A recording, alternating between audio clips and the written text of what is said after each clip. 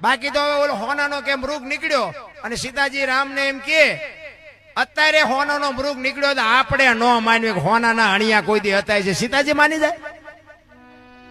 અને રામ જેવો રામ એને ન ખબર હોય કે આ બધું કાલ્પનિક છે. પણ આ તમારી મારી આંખો ઉગાડવા હાટું આ બધું પ્રોગ્રામ બનાવ્યા છે, પણ આપણી નથી ઉગડતી ભલામણ. અરે રામાયણ તો તમને મને કઈ કહે છે. તમે જો એક સાખી લખી છે વશિષ્ઠ મહારાજે કે સુનહુ ભરત ભાવિ પ્રબળ જીવન મરણ જસ અપજસ નફો અને નુકસાન આ વિધિના વિધાન છે. રામચંદ્ર પરમાત્મા વનમાં ગયા ને, હવે તમારે ઉતારો જ ઉતારી નાખજો, હું થોડી વાર બોલીને પછી આપણે વિરામ આપી. રામ જયારે વનમાં ગયા અને ભરત જયારે મોસાળમાંથી આવીને રુદન કરે છે વશિષ્ઠ મહારાજ આગળ, એટલે વશિષ્ઠ મહારાજ કહે છે કે ભરત હું અયોધ્યાનો રાજગુરુ છું. મેં હાજે નક્કી કર્યું હતું કે હવારે રામને ગાદી ઉપર બેહાડવાના, પણ રાત એક 12 કલાકની રાત જઈને તો આખું ચકડું ફરી ગયું. વિધિના વિધાન છે, એમાં તું નો કઈ કરીએ કે સાનો રહી જાય.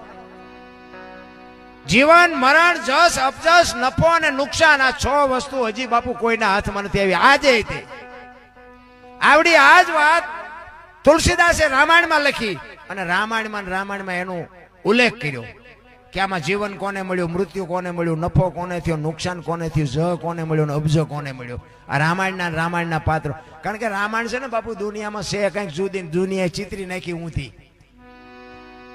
સીતાજીને રાવણ પત્ની બનાવવા લઈ ગયો એ વાત જ તદ્દન ખોટી છે. પછી આપણે તો હલકું બોલવામાં આપણને મજા આવે છે.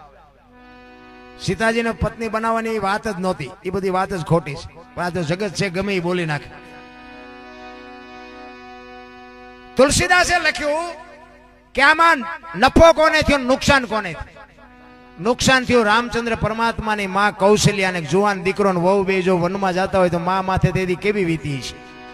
નુકસાન થયું કૌશલ્યા, નફો થયો સબરીને. રામનું ભજન કરતી હતી ને, રામને અહીંયા ધક્કો થયો બાપુ, નાતે નેડો નહોતો. કોને નફો ને કોને નુકસાન. જીવન કોને મળ્યું અને મૃત્યુ કોને મળ્યું. મૃત્યુ મળ્યું રાજા દશરથ ને. રામ જેવો દીકરો હોવા છતાં મૃત્યુ રોકી ન શક્યો. મહારાજ દશરથ નું મૃત્યુ થયું અને જીવન મળ્યું અહલ્યાને. રામાયણ નું પાત્ર પગ અડ્યો ને બાપુ એને શ્રાપ માંથી મુક્ત થઈ ગઈ. તો આમાં જ કોને મળ્યો ને અબજ કોને મળ્યો. અબજ મળ્યો કઈ કઈને જ ખાટી ગયા વાંદરા. તેથી રામને કોઈ કામમાં નથી આવ્યું બાપુ. હનુમાનજી મહારાજ આજે દુનિયામાં અજર અમર બનાવી દીધો.